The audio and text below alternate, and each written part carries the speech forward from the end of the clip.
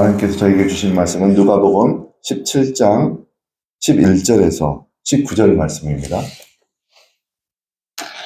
그리고 오늘 말씀 제목은 10명의 나병 환자와 하나님의 치유라는 제목으로 말씀을 나누도록 하겠습니다. 10명의 나병 환자와 하나님의 치유. 11절부터 교독하겠습니다. 예수께서 예루살렘으로 가실 때에 사마리아와 갈릴리 사이로 지나가시다가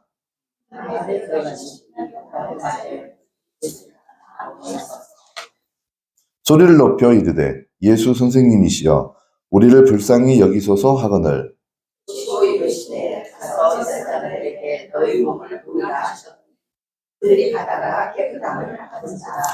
그 중에 한 사람이 자기가 나은 것을 보고 큰 소리로 하나님께 영광을 돌리며 돌아와 예수의 발 아래 엎드려 감사하니 그는 사마리아 사람이다.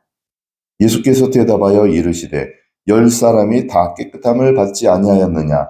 그 9은 어디 있느냐? 이방인 외에는 하나님께 영광을 돌려 나온 자가 없느냐? 같이 읽겠습니다. 그에게 이르시되 일어나 가라. 내 믿음이 너를 구원하였느니라 하시더라. 네. 먼저 신명기 18장 13절 잠깐 제가 이야기하고 진행하도록 하겠습니다. 신명기 18장 13절 말씀 같이 읽겠습니다. 너는 내 하나님 여호와 앞에서 안전하라. 이 말씀이 또 마태복음 5장 48절에도 또 등장을 합니다. 마태복음 5장 48절.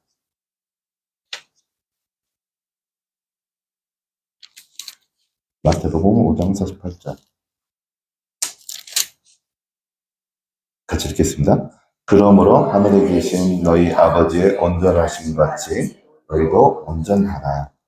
그 다음에 이 말씀이 또 창세기 17장 1절에도 등장을 합니다. 또 읽겠습니다. 창세기 17장 1절.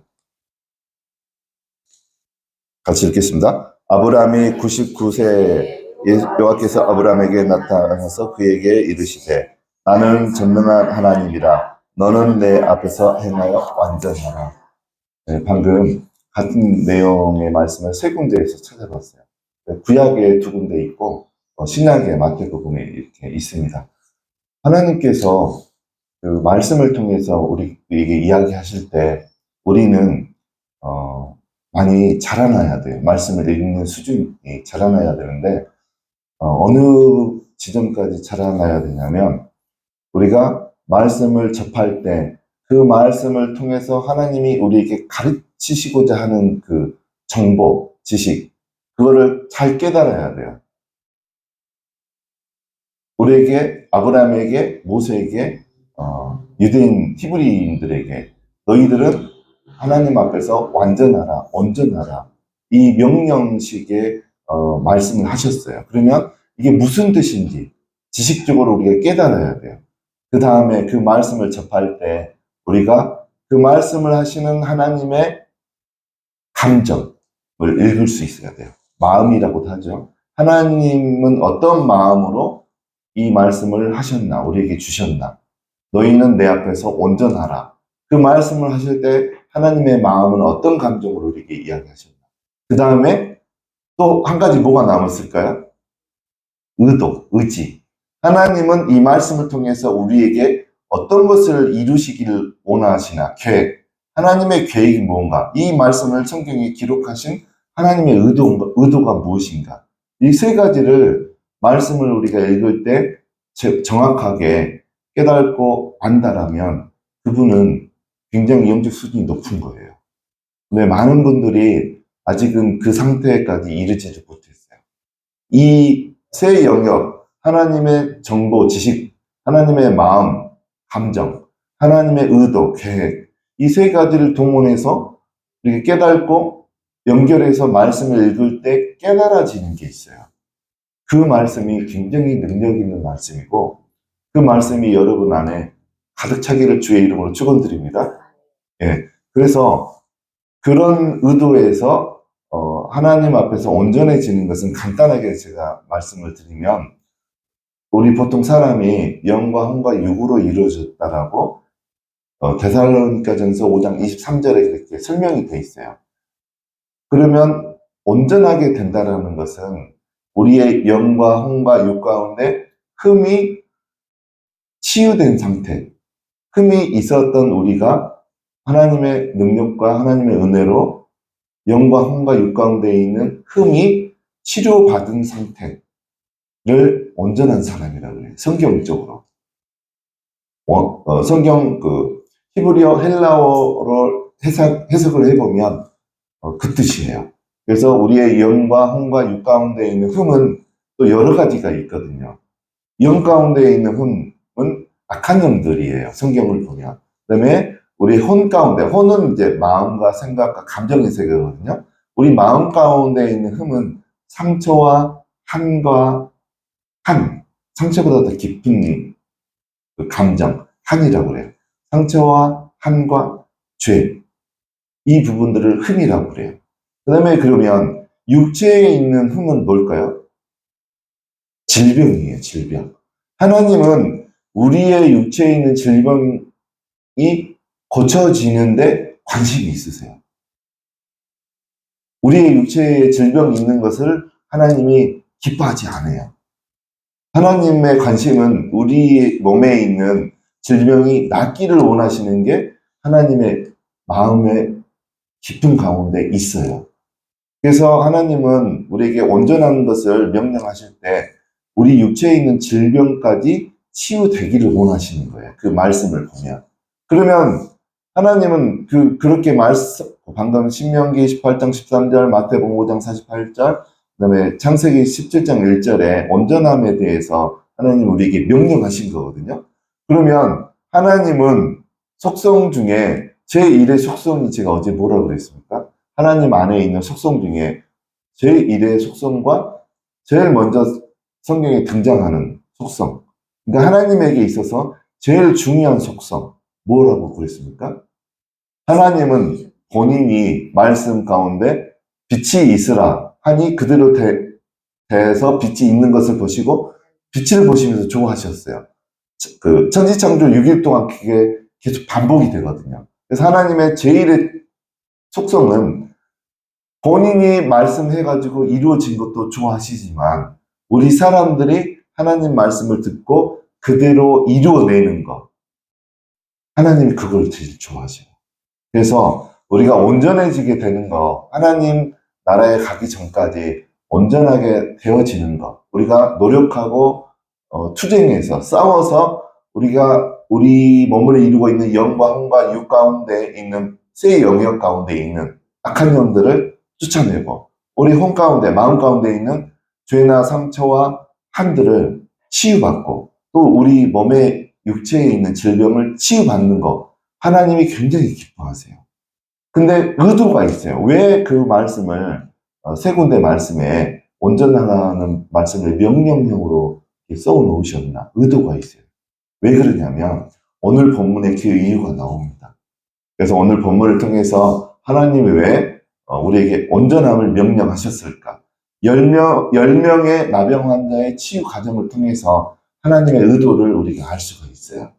또 특별히 오늘 말씀이 연결되어지지 않아도 새 말씀을 깊게 묵상하면 하나님 의도까지 우리가 접근할 수 있어요. 그래서 여러분들이 평상시에 다른 성경 말씀도 이 세 영역까지 우리가 알아낼 수 있고 접근할 수 있는 여러분의 영적 성장이 이루어지길 원하고 여러분의 영적 수준이 거기까지 깊어지시기를 예수님 이름으로 축원드립니다. 예, 그러면 오늘 누가복음 17장 11절에 보면 이제 10명의 나병 환자가 등장하는데 거기 이제 지도에 보면 사마리아를 좀 띄워주시기 바랍니다. 사마리아는 예루살렘 북쪽에 있는 도시예요. 큰 높은 산이 두 개 있는데 그 가운데에 사마리아라는 지역이 있는데 저기 지금 지도를 보면 예루살렘, 베들레헴이 있고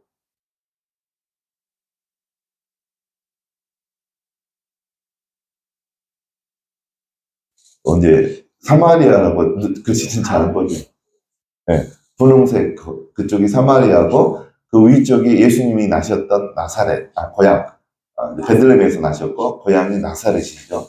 그다음에 그 오른쪽 가운데 있는 호수가 갈릴리 호수. 제일 밑에 있는 호수가 사해.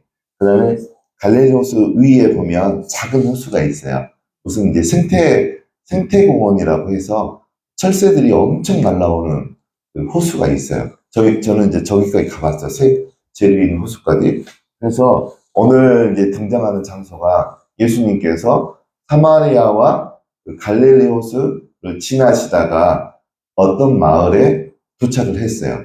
근데 10명의 나병 환자가 예수님이 이제 눈에 보이고 등장을 하니까 소리를 지르면서 멀리서 달려와가지고 13절과 같은 요청을 합니다. 예수님에게. 13절 우리가 읽어보겠습니다. 소리를 높여 이르되 예수 선생님이여 우리를 불쌍히 여기소서 하거늘. 이 말들을 10명이 소리를 지르면서 달려오면서 예수님에 대한 소문을 들으셨죠. 예수님은 능력이 많으셔서 안진병이도 고치시고 눈을 못 보는 사람도 고치시고 기적도 행하시고 그 소문을 들은 거예요, 벌써. 그리고 바로 이제 예수님께서 갈릴리와 사마리아 동네를 지나시니까 그 소문을 들었던 10명의 나병 환자는 이제 옛날에는 무슨 단어를 썼습니까? 나병 환자? 지금은 한센병이라고 단어를 쓰고 그 전에는 문둥병이라고 이제 했어요. 그 문둥병이 좀 어감이 좀 어렵잖아요. 받아들이기가 그 환자들에게 있어서 가족들에게는. 그래서 이제 지금 한센병이라고 하는데 문둥병이죠. 나병은. 그래서 저는 어렸을 때 제가 한 6살, 5살 때 어디에서 오셨는지 모르겠지만 한 두 가정, 한 10명 정도가 저희 동네를 오셨어요. 나병 환자들 다. 그래서 이제 집주인들이 집을 안 줘요, 월세로. 그래서 그분들이 그 담벼락 밑에서 그냥 천막 치고 이렇게 살고 이제 어렸을 때 봤어요. 그래서 이제 주변에 동네 어른들이 너희들 저기 가지 말라고 가면 잡아서 삶아 먹는다고. 그래서 그런 소리 다 그 사실이 아닌 겁을 주는 거죠. 혹시 가서 또 뭐 병이 옮을까봐 뭐 그렇게 했죠. 그래서 저희는 이제 다닐 때마다 그분들이 보이면 무서워서 도망가고 이제 그랬던 기억이 있어요.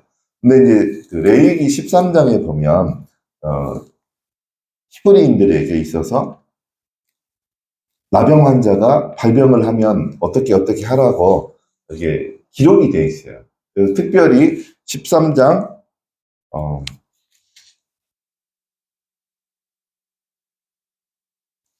예, 보면 특이한 게 나병이 발병이 되면 판정을 누가 하게 돼 있어요? 레위기 13장에 보면 제사장이 하게 돼 있어요. 그래서 여기 기준들이 있어요. 뭐 하얀 이제 여기 좀 사진도 볼까요? 나병 환자의 그 현상 세 가지 그림. 예. 이제 나병 환자의 발이에요, 발. 여기에 보면 하얀 곰팡이 같은 게 펴 있고 청록색 곰팡이 같은 것도 펴 있고 이렇게 살점에서 진물이 나고 또 그 다음 사진 이제 손 하얀 곰팡이가 펴고 그 다음에 다음 그림 이게 마디 관절이 이게 부패해서 이제 썩어서 손가락이 빠져요. 그래도 이제 이분들은 통증이 없대요. 그래서 손가락, 발가락이 다 이렇게 빠져 있는 이제 이런 현상. 저희 동네에 왔던 분들도 이렇게 생겼었어요. 그래서 이게 나병 환자인데 오늘 13장에 보면 그 레위기 13장에 보면 이제 그런 말이 돼 있어요. 환자로 진찰이 되어서 확정이 되어지면 이제 이런 말을 해야 돼요.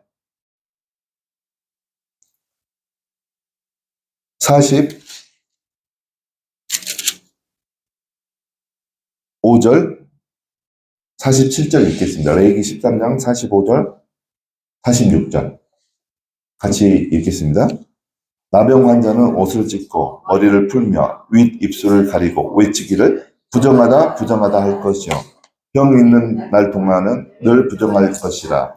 그가 부정한즉 혼자 살되 진영 밖에서 살지니라.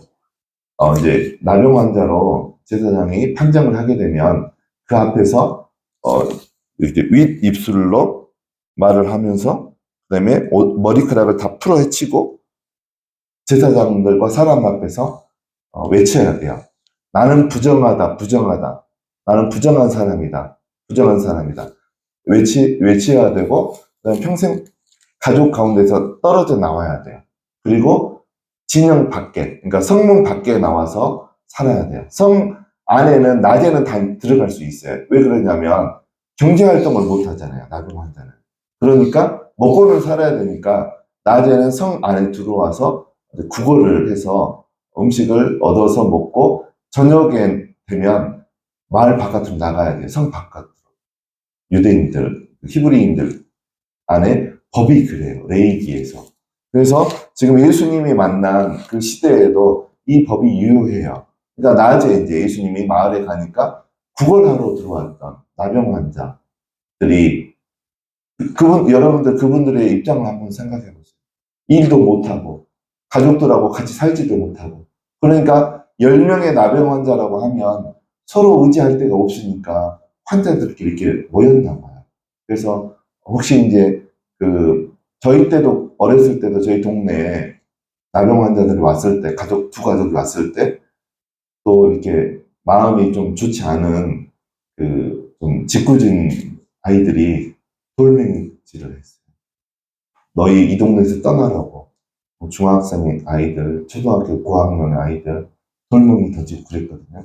이때 예수님 시대도 마찬가지예요. 부정하다, 부정하다, 막, 이 사람들은 사람들을 만나면 그 말을 해야 돼요. 자기가 부정하다라는 사실을 고지해야 돼요. 그러지 않다가 이렇게 돌아다니는 게 발각되면 또 돌 맞아요, 이분들이. 그래서 사람들 지나갈 때마다 나는 부정하다, 부정하다 말을 해야 돼요. 그리고 또 이렇게 돌멩이도 이렇게 맞을 그 상황이 벌어지니까 보호하기 위해서 이렇게 10명이 뭉쳐서 다녔던 것 같아요. 제가 생각하기에는. 그래서 이분들은 그 경제 활동도 못하고, 이제 구걸해서 먹고 살아야 되는, 그리고 어떻게 보면 미래에 희망이 없는 거죠. 미래의 희망. 근데 하나님은 이 10명의 나병 환자가 육체에 흠이 있는 거잖아요. 육체에 흠. 하나님께서 아까 신명기 18장에 그 다음에 마태복음 5장에 그 다음에 창세기 17장에 우리를 향해서 온전하라고 하는 거는 구분이 없어요. 모든 사람을 향해서 하시는 하나님께서 주시는 말씀이에요. 그러면 10명의 나병 환자에게도 하나님의 말씀이 적용이 되어져야 돼요. 그래서 하나님에게는, 하나님 눈에는 이 10명의 나병 환자들도 육체의 질병이 치유되기를 하나님은 원하셔요. 하나님의 마음이에요. 그래서 오늘 예수님을 만나게 하셨다라고 저는 그렇게 이해를 합니다. 그래서 예수님이 지나가는 것도 우연이 아니에요. 지금 여기 여러분, 앉아 계신 여러분들도 저희 교회 오신 게 우연이 아니에요. 제가 한 2년 전에만 여러분이 왔더라도 여러분들이 여기에서 얻을 게 별로 없었을 거예요. 제가 능력이 없었으니까. 근데 이제 지금은 능력을 하나님께로부터 받고, 치유도 일어나고, 악한 영도 쫓을 수 있는 하나님이 성령의 능력을 부으셨기 때문에 하나님이 여러분들을 지금 저희 교회에 보내셨다라고 저는 그렇게 생각을 합니다. 음향 꺼주세요. 예, 그래서 하나님은 예수님을 통해서 이 10명의 나병 환자를 고치시기를 원하셨어요. 하나님 아버지의 마음인 거예요. 모든 사람들이 육체의 질병을 갖고 살기를 하나님 원하시지 않으세요. 그래서 10명의 나병 환자가 예수님에 대한 소문을 듣고 이제 눈앞에 보이니까 소리를 지르면서 달려갔어요. 근데 그게 위험한 행동이에요. 먼저 자기들이 부정하다, 부정하다 이 말을 해야 돼요. 그리고 사람들이, 나병 환자들이 오게 되면 그게 좋아하지 않은 어떤 시대적인 배경, 어떤 레이기에 나오는 그런 율법에 그런 문제들이 있었어요. 사람들이 가까이 오는 걸 싫어하는 거죠. 근데 10명의 나병 환자들은 본인들의 질병이 낫기를 원해서 염치불구하고 그런 레이기의 법을 그냥 무시하고 앞으로 달려나가는 거죠. 그래서 하신 그분들이 10명의 환자들이 예수님에게 요청한 게 뭡니까? 우리를 불쌍히 여기소서. 여러분들이 병원 다니시면서 고치시기 힘든 질병들이 우리가 몸에 가질 수 있어요. 그럴 때 우리의 마음 가운데 고치시기를 원하시는 여러분들 마음 가운데 중심에 있어야 되는 것은 하나님을 향해서 나를 불쌍히 여겨주소서. 그 마음의 고백이 필요합니다. 그 마음의 고백을 하나님 앞에 하실 때 하나님은 그 음성을 무시하지 않으시고 하나님께서 들으셔요. 그래서 치유케 하십니다. 예. 그래서 10명의 나병 환자들이 예수님에게 우리를 불쌍히 여기소서, 마음 깊숙한 데서 나오는 그 간절한 호소, 외침을 예수님께 하게 돼요. 여러분들에게도 여러분들에게 질병이 있으시면 그런 외침으로 이 환자들처럼 나를 불쌍히 여기소서 하나님, 예수님, 이렇게 하시면 하나님은 절대로 외면하지 않으세요. 그래서 하나님이 치유의 방법을 동원해서 치유케 하십니다. 그래서 이제 예수님이 근데 14절을 한번 우리가 읽어보겠습니다. 예수님이 안수를 한다든가 그럴 줄 알았는데 우리 생각에 그 10명의 나병 환자들이 그렇게 생각을 했는데 다른 경우는 다 안수하고 그렇게 했거든요. 근데 다른 방법으로 치유를 하십니다. 14절 읽겠습니다.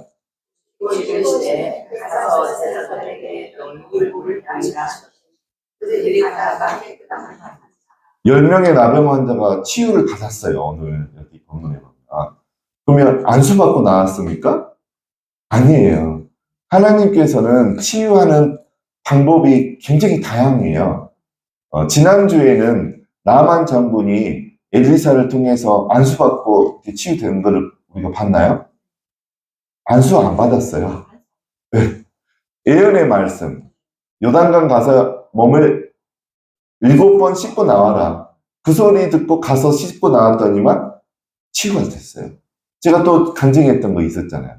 전주에 살고 있는 여대생이 안수한 말기 고침을 받았을 때 안수 안 했어요. 예언 기도한 거 녹음해가지고 그 아버님한테, 어머님한테 보내가지고 그들이 회개케 해서 회개하고 나니까 그냥 나섰어요. 예수님의 오늘 치유 방법도 말로 치유하신 거예요. 말씀으로. 어떤 말씀이었나요? 가서 제사장들에게 가서 너희 몸을 보이라. 얼마나 쉬워요. 치유는 쉬운 거예요. 어려운 거 아니에요. 그랬는데 이 10명의 제사장들이 어떻게 했어요? 보였나요? 가서 보였나요? 가지 않았나요? 보이려고 가다가 중간에 보이기도 전에 치유된 거예요. 하나님은 마음을 보시는 거예요. 우리를 치유하실 때 우리의 마음을 봐요. 하려는 마음. 그러니까 하나님 말씀에 순종하려는 마음이 있느냐, 없느냐. 그거 마음이 있으면 하나님 치유하십니다. 지금 현재 우리도 마찬가지예요. 하나님 나를 불쌍히 여겨주소서. 하나님이 무슨 말씀을 하든지 내가 순종하겠습니다. 그 마음만 있으면 하나님은 그 마음을 보시고 그 어떤 질병이더라도 하나님에게는요, 우리에게 있어서 불치의 병, 의사들도 못 고치는 병도 하나님에게는 감기처럼 여기세요, 하나님은. 하나님이 마음만 먹으시면 하루아침에도 고치시는 게 하나님 앞에서의 질병의 신세예요. 우리에게는 불치병이 절벽과 같고, 깜깜하고, 어떻게 내가 이거를 극복해야 되나, 고침을 받아야 되나, 절망일 수도 있지만, 하나님에게 있어서 우리가 갖고 있는 불치병은요, 아무것도 아니에요. 아무것도 아니에요. 그래서 여러분들이 희망을 가지시기 바랍니다. 하나님 앞에 나를 불쌍히 여기소서. 그 고백을 하시면 돼요.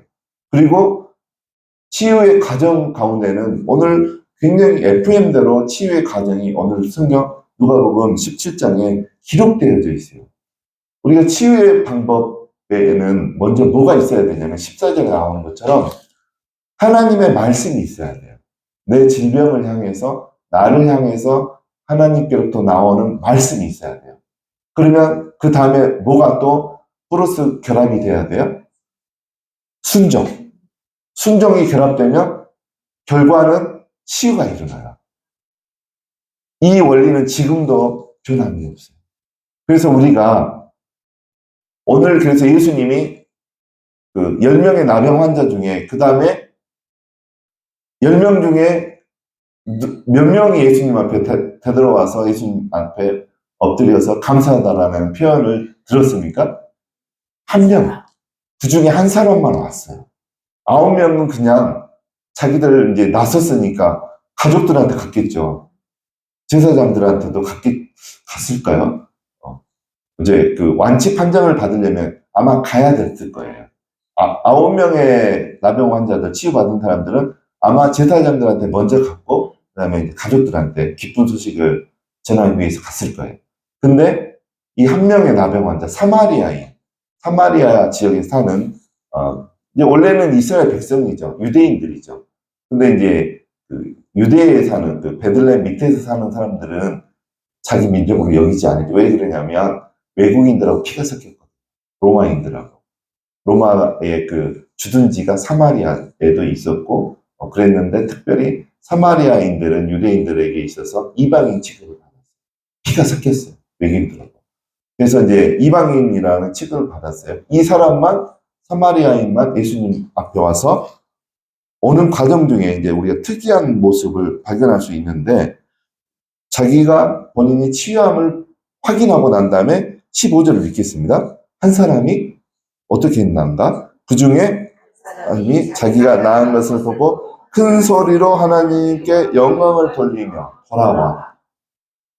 하나님께 큰 소리로 영광을 돌렸다고 해요. 우리의 모습 가운데 늘 이런 모습이 있기를 원합니다. 네. 그런 사람을 하나님 기뻐하시고 좋아하시고 하나님께 영광을 돌리는, 꼭 무슨 재물을 바치고 그런 게 아니고 마음속에서 우러나는 목소리로, 기도로 하나님 나에게 오늘 이렇게 큰일을 행해 주셔서 하나님 감사합니다. 하나님 높임을 받으시옵소서. 하나님은 정말 큰일도 하시는 분이십니다. 이렇게 하는 것이 영광을 돌리는 거예요. 하나님을 칭찬하며 높여드리는 거. 그렇게 하는 거, 입술로, 목소리로 기도할 때 그렇게 하는 것을 하나님께 영광을 돌리는 거라고 합니다. 그래서 이렇게 할 때 하나님은 우리를 기뻐하셔요. 그리고 한 다음에 이 한 사람이 예수님 앞에 다시 왔어요. 16절에 읽어보겠습니다. 와가지고 감사를 했어요. 우리에게.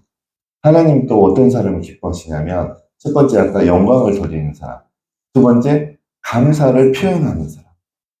감사를 표현하는 사람. 그래서 여러분들은 주무실 때 딱 이거 두 가지 하면 좋겠어요. 하나님 오늘 하루 중에 나에게 이렇게 인도해 주셔서 하나님 높으신 분이십니다. 하나님 참 좋으신 분이십니다. 하나님 나의 높임을 받으십시오. 라고 하나님, 성부 하나님한테 하시고, 그 다음에 성자 예수님에게는 예수님, 내가 오늘 하루 종일 이렇게 평안하게 지낼 수 있었던 거 예수님 때문입니다. 예수님 감사합니다. 말씀을 읽을 때 은혜 주셔서 예수님 감사합니다. 또 성령님에게도 말씀을 읽을 때 깨닫게 해주시니까 성령님 감사합니다. 하나님 음성 잘 듣게 해주셔서 감사합니다. 이렇게 주무시기 전에 이렇게 기도하면 1분도 안 걸려요. 이런 1분 기도하는 것을 하나님이 되게 기뻐하셔요. 그래서 이렇게 이제 말씀이 등장을 하는데 9명의 나병 환자들 치유받은 사람들은 오지 않았잖아요. 근데 한 명만 왔잖아요. 그래서 이 말씀을 통해서 하나님께서는 우리에게 하실 이야기가 있는 거예요. 하실 이야기 어떤 거냐면 사도행전 14장 15절. 사도행전 14장 15절 읽겠습니다. 같이 읽겠습니다. 이르되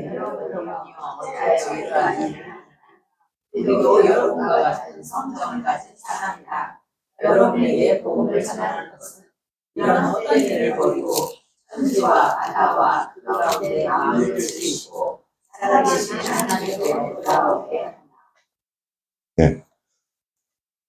지금 바울과 바나바가 사도행전 14장 15절에는 바울과 바나바가 루스드라라고 하면 지금 터키의 중부 지역이에요. 중부 지역에서 약간 밑에 남부로 약간 속해져 있는 곳이 루스드라인데 바울과 바나바가 이 지역에서 기적을 행해요. 날 때부터 못 걷는 사람을 고치거든요. 근데 그거 광경을 봤던 그 동네 사람들이 갑자기 그 바나바와 바울을 신으로 섬겨서 제사를 지내려고 그래요. 그래서 이 두 사도 바나바 바울에게 제사를 지내려고 하니까 이 바나바와 바울이 제사를 본인들에게 신이라고 생각해서 본인들에게 제사를 드리려고 하는 사람들을 향해서 하는 말이 15절인 거예요. 제사를 못하게 하고 굉장히 중요한 말을 해요. 본인들을 통해서 하나님께서 복음을 전하게 하셨는데 목적이 뭐라고 하는 거예요? 오늘 말씀 14장 15절에 보면 헛된 일을 버리고 하나님께 돌아오게 하기 위함이에요. 지금 10명의 나병 환자에게 예수님이 치유를 행했는데 목적이 똑같아요. 헛된 일을 버리고 하나님께 돌아오게 하기 위함인 거예요. 그리고 이 말씀은 또 구약 성경을 통틀어 계속 이야기하고 있어요. 스가랴서 1장 3절 읽겠습니다. 스가랴서 1장 3절 같이 읽겠습니다. 그러므로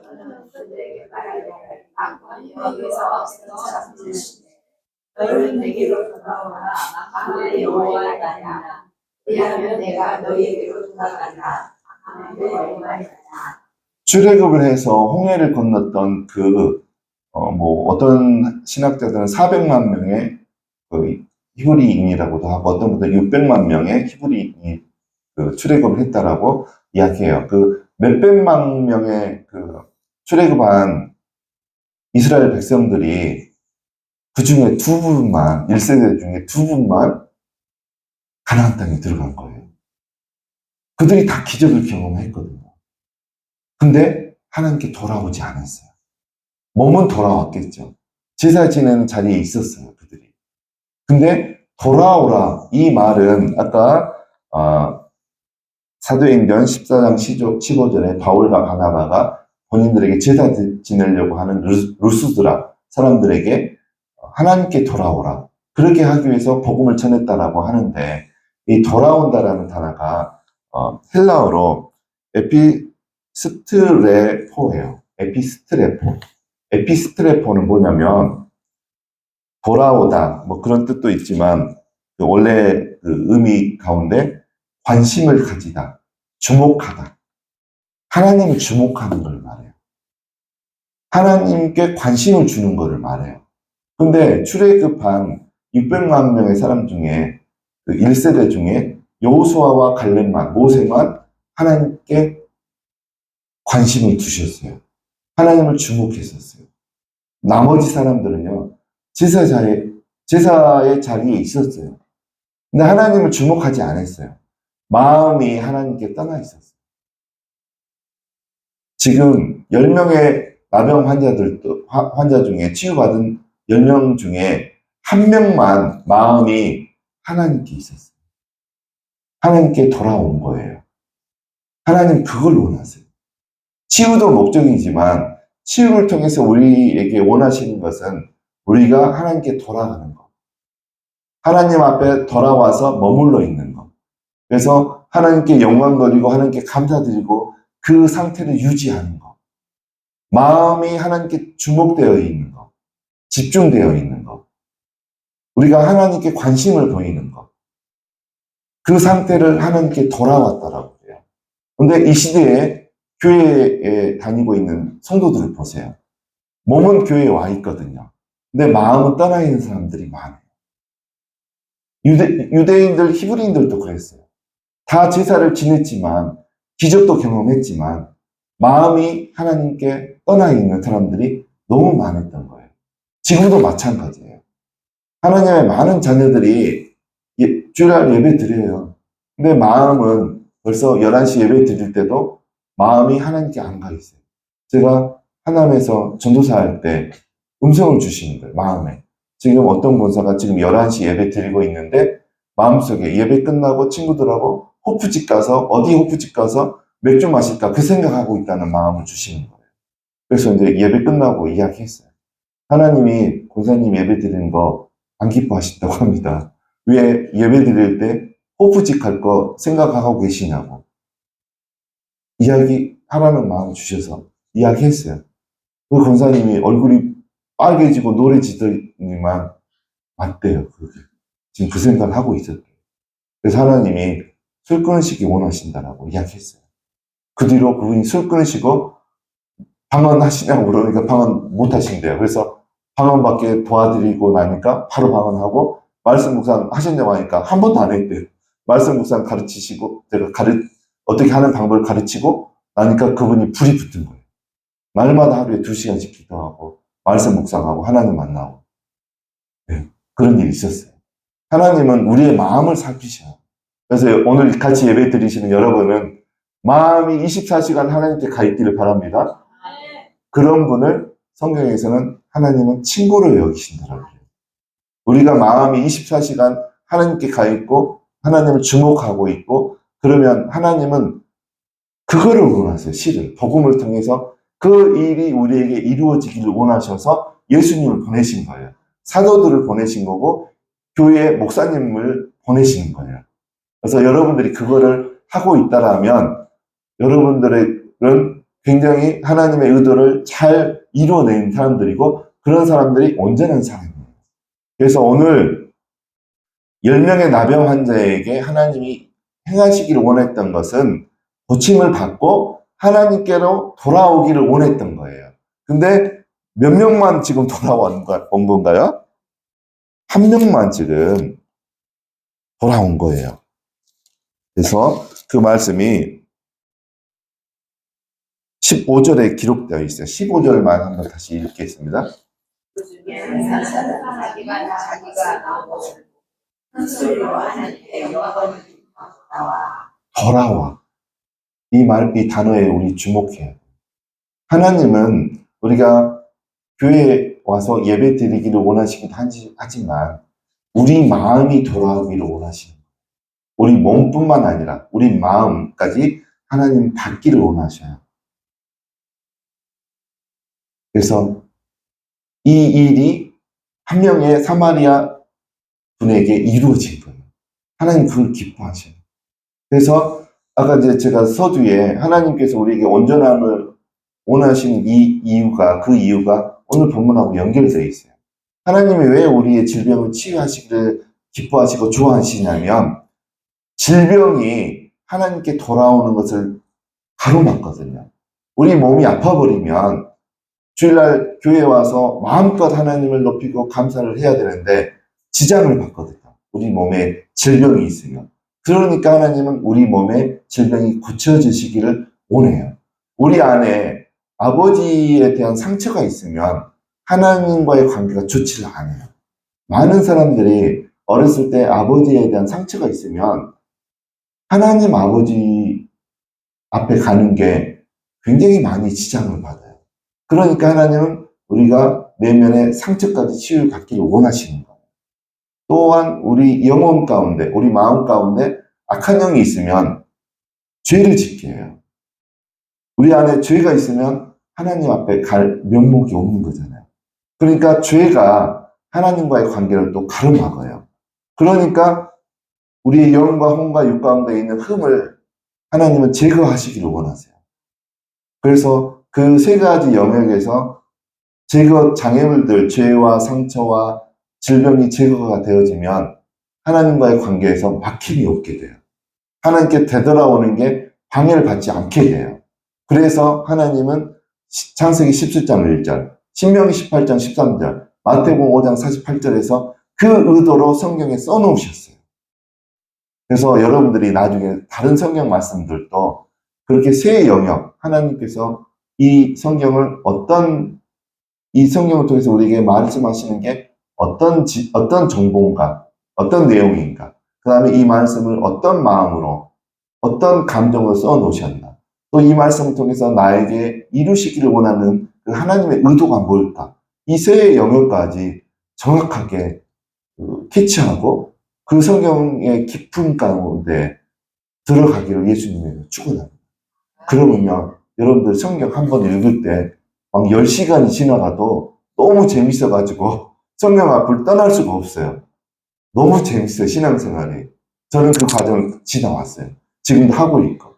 그래서 그런 축복이 여러분에게 넘치도록 임하기를 예수님의 이름으로 축원드립니다. 그래서 여러분들이 오늘 말씀을 통해서 한 가지 또 마지막 부분에 예수님이 그 한 명 되돌아오는 사모리아인에게 칭찬을 해요. 마지막 절 읽겠습니다. 19절. 우리에게 이르시되 일어나라 내 믿음이 너를 구원하였다. 여기서는 이제 구원이라는 단어가 어떤 질병이라든가 어려운 공경에서 건짐을 받는다는 뜻이에요. 원어적으로는 이제 구원이라는 단어로 이제 써놨는데, 우리가 살다 보면 꼭 질병뿐만 아니라 어려운 공경에 빠지는 경우가 많아요.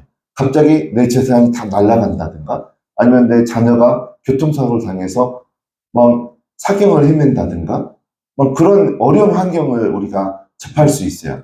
거기에서 그런 공경 가운데, 위험한 환경 가운데서 건짐을 받는 것을 구원이라고 하는데, 구원받는 비결이 여기 마지막 부분에 담겨 있는 거예요.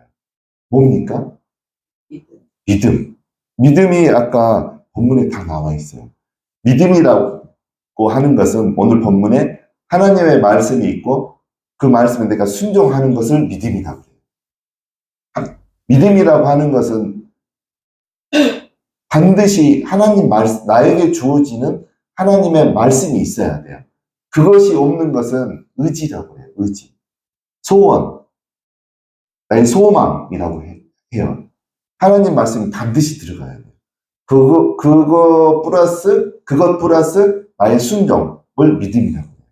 그래서 여러분들이 어떤 어려운 환경 가운데 빠져 있으니까, 그러면 그 환경 가운데 나에게 말씀하시는 하나님의 레마의 말씀을 성경을 통해서 들으셔야 돼요.